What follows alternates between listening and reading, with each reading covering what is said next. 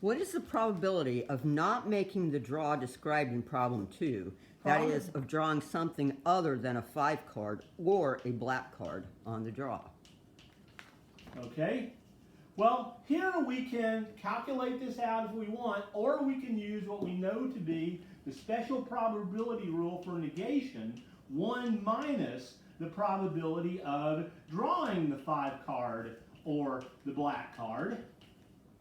We've already worked this out. We already know that this number right here is 7 out of 13. We just did that.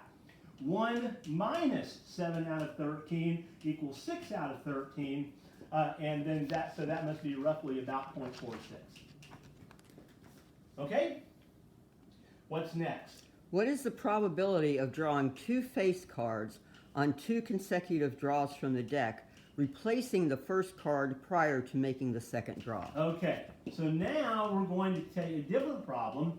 Now we're going to reach in the deck not once, but twice. We're going to reach in the deck, pull out a card, set it down, reach it, and then we're going to see what that card is. We're going to put it back into the deck, reshuffle them, and pull out another card.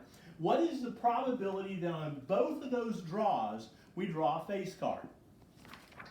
The probability of drawing a face card on the first draw is 3 out of 13. That's 12 out of 52, where the fraction is reduced to 3 out of 13. And we now want to see what the probability is of drawing that again.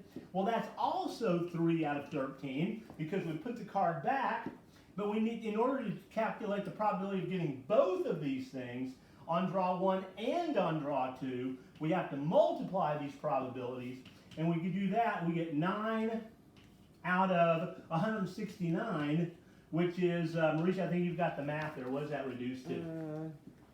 Which one is this? Number 4. 9 out of 169 is Yep.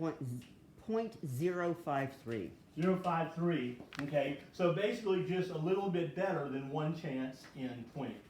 Okay, what's number 5?